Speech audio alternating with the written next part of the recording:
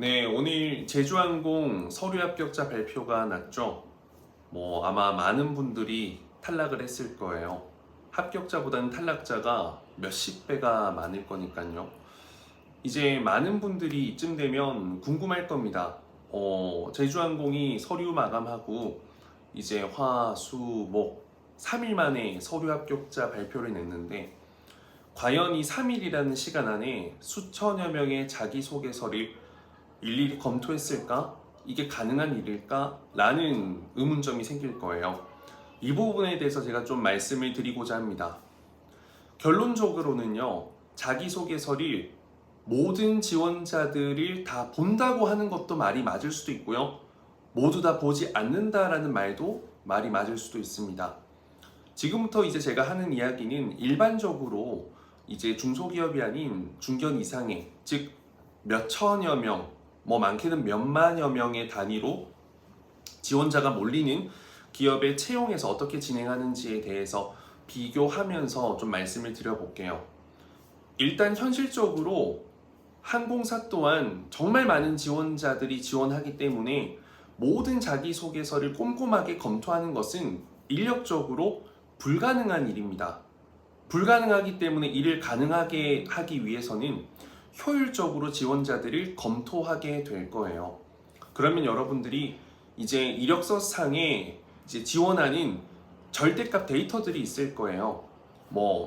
나이가 될 수도 있고요. 학교, 2년제인지 4년제인지 혹은 특정 전공들이 또 있을 수 있겠죠. 그리고 경력이 몇 개 있는지 혹은 경력이 있는지 없는지, 또는 여러분들의 학점이 몇 점 이하인지 이상인지, 이런 절대값 데이터들이 있을 겁니다. 이것을 결국에는 뭐라고 해야 될까요? 범주를 정해 두는 거죠. 예를 들어서 나이는 몇 살 이하만 합격을 해서 몇 살 이하만 패스 페일로 한다면 패스, 그리고 학점은 3.0 이상이어야 패스, 그리고 경력 사항은 최소 1개 이상은 있어야 패스, 이런 식으로 결국에는 패스 페일과 같이 어떤 그 범주의 결정값이 있을 거예요. 그러면 그 이력서상에 그런 결정값을, 범주를 한 6개, 7개, 8개를 정해뒀다고 칩시다. 그러면 이곳에서 3개 이상, 4개 이상 패스가 되면 서류 합격으로 넘어갈 수 있는 다음 단계로 넘어갈 수가 있을 거고요. 예를 들어서 2개, 3개 이상 페일이다라고 하면 그 지원자는 또 자연스럽게 다음 단계로 넘어가지 못하는 탈락이 될 수 있다는 거예요. 그래서 이렇게 이력서상의 어떤 데이터 값을 통해서 기본적으로 솔팅을 한번 할 거고요. 그렇게 해서 뽑힌 사람들이 있죠. 그 안에서 이제 자기소개서를 읽어서 점수해서 서류 합격, 불합격으로 나눠질 확률이 가장 큽니다. 이것은요, 기업의 매 채용마다도 다르고요, 기업마다 시스템마다도 다르고요, 또 직전 채용과 이번 채용, 다음 채용이 모두 다 달라질 수 있는 값이에요. 특정 항공사들에서는 사실상 나이가 28, 9이면 뽑지 않지만 서류는 합격하고 1차도 합격하는 경우가 있잖아요. 그런 경우는 나이에서는 실제 원하는 값에 페일을 했지만 다른 값에서는 패스를 했기 때문에 합격이 될 수 있다는 거죠. 이렇게 되면 무슨 말인지 이해가 되죠.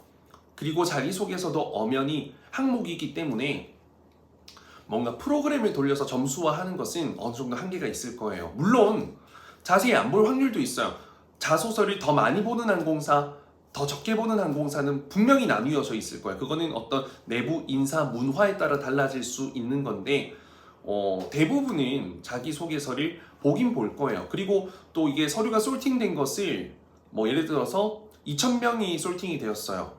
그러면 그 2,000개를 한 사람이 보는 게 아니라 다 여러 사람들이 보게 된다는 거죠. 나눠서 100개, 200개, 300개. 그래서 그 사람들이 일정 비율만큼 합격, 페일 이렇게 아마 탈락 이렇게 시키게 될 텐데, 또 그 사람들마다 자기소개서를 보는 관점도 다르고 기준도 다르기 때문에 굉장히 자기소개서가 중요하지 않다고 이야기할 수 있지만 중요할 수밖에 없다라고도 이야기를 할 수 있게 되는 겁니다. 이런 시스템으로 서류 합격, 불합격이 되는 거예요. 그렇기 때문에 어떤 서류 합격자들에 있어서 완벽한 공통점, 완벽한 교집합만을 찾기가 어렵다라는 거죠. 항상 예외들이 존재하는 이유는 이런 시스템으로 되기 때문이다라는 겁니다. 그래서 자기소개서를 그 많은 글자를 혼자서 몇백 장을 보다 보면 뭐 안 읽고 합격시킬 수도 있을 거고요. 읽었는데 기억이 안 나지만 합격을 시킬 수도 있고, 기억이 안 나서 또 탈락시킬 수도 있고, 다양한 케이스 사례가 존재한다는 거죠. 그래서 어느 정도의 운도 필요하다라는 것이 그런 말입니다. 완벽한 랜덤은 아니지만 여러분들이 최소한의 스펙을 쌓아두고 최소한의 나를 뽑아야 할 데이터들을 이력서상에 기록도 하고, 또 자기소개를 봤을 때 최소한 비호감, 가식으로 느껴지진 않도록 진솔하고 담백하고 솔직하게 좀 작성하는 게 중요하다는 거죠. 그리고 무엇보다 잘 보여야 피곤한 그 인사 담당자들이 보았을 때도 더 1점이라도 더 주고 싶은 자기소개서가 되는 겁니다. 서류 탈락으로 계속 많이 힘들어하고 할 텐데요. 전반적으로 지금 서류 탈락이 어떤 분들이 많이 하냐면 나이가 좀 다소 많은 분들, 20대 후반 이상 분들, 그리고 또 2년제 타 전공 혹은 4년제도 좀 서비스, 국제, 안전 이런 것과 연결이 좀 많이 없는 좀 완전 다른 전공분들도 좀 탈락을 하는 경우가 종종 있는 것 같고요. 그 다음에 영어 성적 낮은 분들, 그리고 학점 낮은 분들, 3.0 극초반부터 2점대는 진짜 서류 합격이 잘 안 됩니다. 그런 분들은 다른 곳에서 내가 강점을 더 만들어서 절대값에서 뽑힐 수 있는 확률이 더 높게 만드는 게 중요하다는 것을 잊지 않으셨으면 좋겠고요. 또 운대라는 게 있어서 서류가 합격할 때는 우르르륵 하다가 어느 순간부터 우르르륵 탈락하거든요. 그런 부분들도 여러분들이 잘 좀 감안해서 준비를 해두시면 좋을 것 같습니다. 결국에는 근데 서류가 중요한 게 아니라 면접이라는 거, 면접이 정말 많이 어려워지고 있고 예상치 못한 질문들이 정말 많이 나오니까요. 철저하게 면접 준비를 잘해서 면접장에 가서 소중한 그 서류 합격의 기회를 최종 합격의 결정적 계기로 만들 수 있길 바랍니다. 감사합니다.